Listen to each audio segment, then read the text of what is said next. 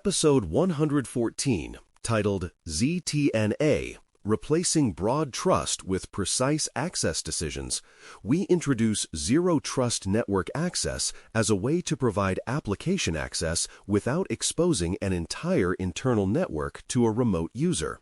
Zero Trust Network Access, often shortened to ZTNA after first mention, is one of the most exam-visible expressions of zero trust because it turns connect to the network into connect to the app you are authorized to use. The central idea is that remote access should not automatically imply reachability to many internal segments, especially when remote users and third parties operate from untrusted networks and unmanaged devices. The exam typically expects you to describe ZTNA as identity-centric access with context checks, not as a special type of virtual private network. When you keep the focus on precision and least privilege, ZTNA becomes a clear answer to many scenarios that previously defaulted to broad remote connectivity. Before we continue, a quick note: this audio course is a companion to the CloudNetX books. The first book is about the exam and provides detailed information on how to pass it best. The second book is a Kindle-only ebook that contains 1,000 flashcards that can be used on your mobile device or Kindle.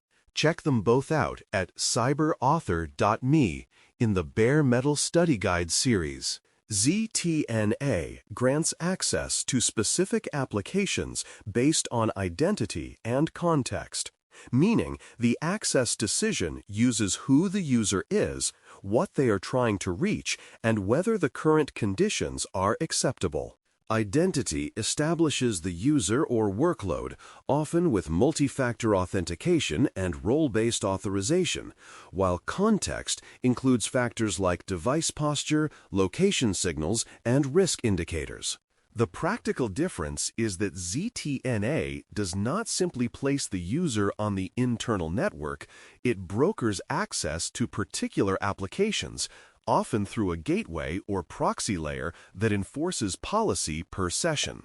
This makes authorization explicit because each application can have its own access policy, and it makes monitoring more precise because sessions are tied to both identity and application.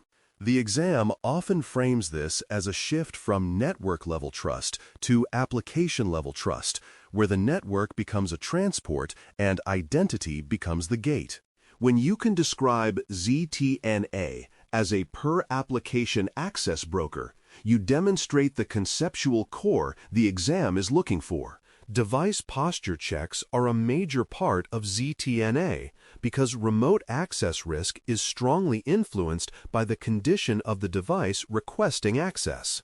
Posture checks can include whether the device is managed, whether required security agents are present, whether patch levels meet a baseline, and whether the device shows signs of compromise or risky configuration. These checks happen before granting an access session and sometimes continuously during the session, allowing policy to respond if the device becomes non-compliant or risk signals change. This is important because stolen credentials alone should not be enough to gain meaningful access, and posture adds another independent control signal that attackers find difficult to fake consistently.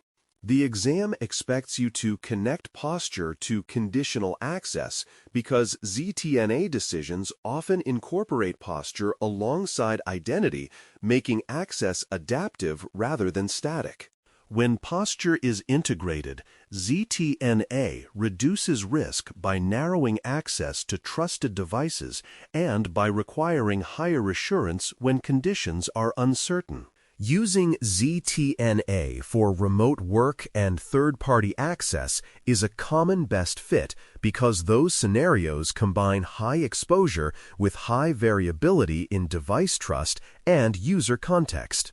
Remote work implies users may connect from public networks and varied locations, while third-party access implies users may not be on managed corporate devices and may have different risk profiles and contractual boundaries. ZTNA allows you to grant access to specific applications needed for work without granting broad internal reachability, which reduces both accidental exposure and deliberate lateral movement opportunity. For third parties, ZTNA also supports clearer accountability because access is tied to identity and is scoped to specific portals or services, simplifying audit and enforcement. The exam tends to reward this because it aligns with least privilege and segmentation goals while acknowledging the reality that external users need some access. When you choose ZTNA for these scenarios, you are choosing precision, auditability, and reduced blast radius. ZTNA reduces risk compared to wide virtual private network access because virtual private network models often create a large trust boundary once the tunnel is established, even when the user only needs a single service. Virtual private network, spelled out as virtual private network on first mention, typically provides network-level connectivity, which can allow scanning, lateral movement attempts, and access to many internal systems if network segmentation is not extremely tight. ZTNA, by contrast, limits the user to the applications they are authorized to use, reducing the number of internal paths available to an attacker who compromises the user's device or credentials. This also reduces attack surface because internal services that are not part of the ZTNA published set are not directly reachable by remote users, even if they exist on the same network. The exam expects you to understand this risk difference because many questions are essentially asking whether you should provide broad network access or narrow application access. When you articulate that ZTNA narrows reachability by design, you show why it is often the safer choice. Consider a scenario where a contractor needs one internal portal and nothing else, which is a classic ZTNA use case because it highlights least privilege access decisions. In a virtual private network model, granting the contractor tunnel access might expose many internal segments unless additional segmentation and access controls are perfectly implemented and maintained. With ZTNA, you can publish only the specific portal, require strong authentication, and apply posture checks appropriate to the contractor's device model, such as requiring a managed browser or a verified device state. The contractor gains access to the portal through a controlled access path, while internal databases, admin interfaces, and other applications remain unreachable, reducing the chance of accidental discovery or malicious probing. Session logs can record exactly what was accessed, when, and from what context, supporting audit requirements and incident response. This scenario aligns with exam expectations because it demonstrates that access can be scoped to a single resource and enforced with context, which is the essence of zero-trust access. A pitfall is misclassifying applications and granting broader access than needed because ZTNA depends on accurate identification of what constitutes an application and what backends and dependencies the application requires. If an app is defined too broadly, such as publishing an entire subnet or a wide set of internal addresses under the label of one portal, the result can resemble a virtual private network in practice, undermining the risk reduction goal. Misclassification can also occur when shared dependencies are included without careful scoping, accidentally exposing administrative paths or internal service endpoints that were not intended for external users. The exam expects you to recognize that policy scope must match the real application boundary, which includes understanding what endpoints are required and which should remain internal only. Clear app inventory and dependency mapping reduce this pitfall by ensuring the published surface is as small as feasible. When you define apps precisely, ZTNA provides the intended containment instead of recreating broad network exposure. Another pitfall is ignoring latency when access gateways are far away, because ZTNA introduces an access broker path that can add round-trip time and affect user experience. If gateways are deployed in regions distant from users or from the hosted applications, every request may traverse additional hops, creating noticeable lag and reducing productivity. Latency can also impact some applications more than others, especially interactive web apps and applications with many small requests, where added delay accumulates quickly. The exam expects you to recognize that security controls must be usable and that placement and architecture choices affect performance, not just security posture. Good designs place gateways close to users or close to applications depending on traffic patterns, and they test application behavior to ensure the access path does not degrade critical workflows. When latency is considered early, ZTNA remains both secure and practical. Quick wins include starting with high-risk applications and external users, because that targets the areas where broad trust is most dangerous and where ZTNA's precision delivers immediate value. High-risk applications often include administrative portals, sensitive data access points, and applications exposed indirectly through remote access, because these represent high-impact targets if compromised. External users, such as contractors and partners, are a natural starting group because their access needs are often narrow and because their device trust posture may be less predictable, making broad network access especially risky. Starting here also simplifies policy design because you can define a small set of published apps and clear access rules, then expand gradually as processes mature. The exam tends to reward this phased approach because it shows you understand that ZTNA is a program and that early wins build confidence and governance muscle. When you start small and high value, you reduce risk quickly without creating unnecessary complexity. Operationally, monitoring access decisions and auditing session logs are essential because ZTNA is fundamentally an access decision system, and decision systems must be observable to be trusted and improved. Logs should capture who accessed which application, from what device context, at what time, and what policy decision was applied, because those details support both incident response and compliance. Monitoring should watch for anomalous patterns, such as repeated denied attempts, unusual geographic shifts, and unexpected access to sensitive applications, because attackers may probe access boundaries even when they cannot reach the full network. Audit reviews can also reveal stale privileges, where users retain access longer than needed, or where app definitions have expanded over time, eroding least privilege. The exam expects you to connect ZTNA to monitoring, because continuous verification and precise access only matter if you can confirm they are being enforced correctly. When logs and audits are routine, ZTNA becomes a measurable control that can be tuned and strengthened over time.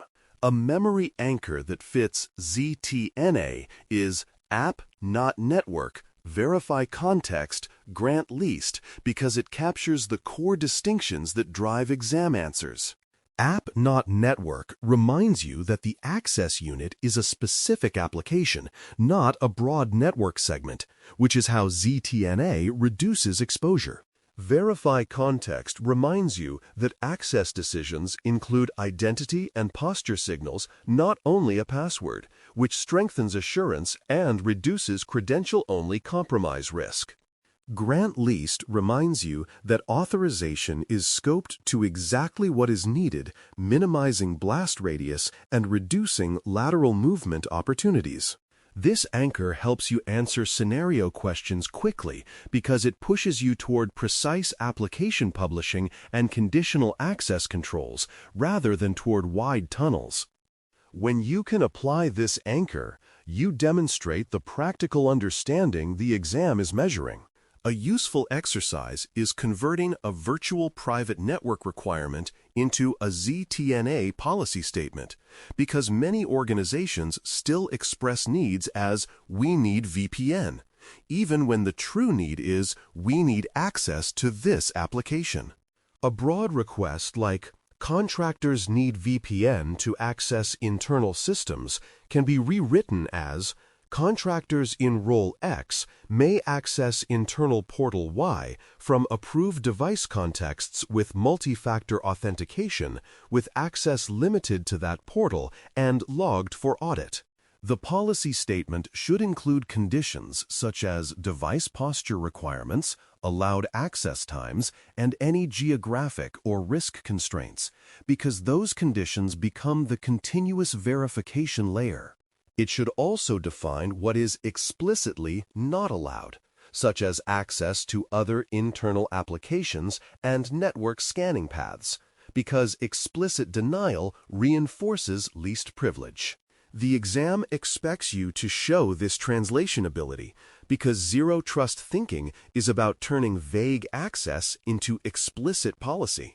Practicing this conversion builds clarity and makes ZTNA decisions defensible. As a recap prompt, the difference between ZTNA and a traditional virtual private network is that ZTNA provides identity and context-based access to specific applications, while a traditional virtual private network typically provides network-level connectivity that can expose broad internal reachability once connected. That difference matters because network reachability can enable lateral movement and discovery, while application-scoped access reduces those opportunities by design.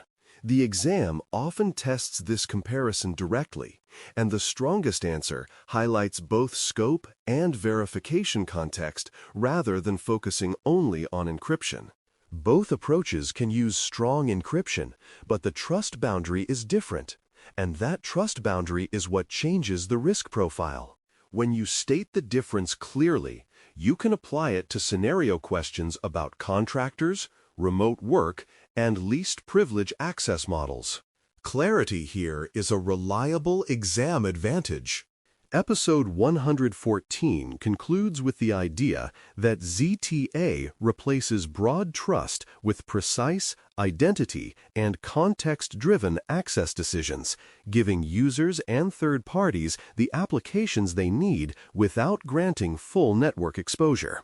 Posture checks and continuous verification strengthen assurance, and the reduction in risk compared to wide virtual private network access comes from limiting reachability and making authorization explicit per application. Avoiding pitfalls means defining applications precisely so published scope stays small, and planning gateway placement so latency does not undermine usability. Quick wins focus on high-risk applications and external users, supported by monitoring and audit of access decisions so the control stays measurable and governed. The policy conversion rehearsal assignment is to take one broad remote access request, rewrite it into a ZTNA policy statement with identity, device context, and least privilege scope, and then narrate what logs and reviews would confirm it is working. When you can narrate that conversion clearly, you demonstrate exam-ready understanding of ZTNA as a practical zero-trust control, not just a new name for remote access.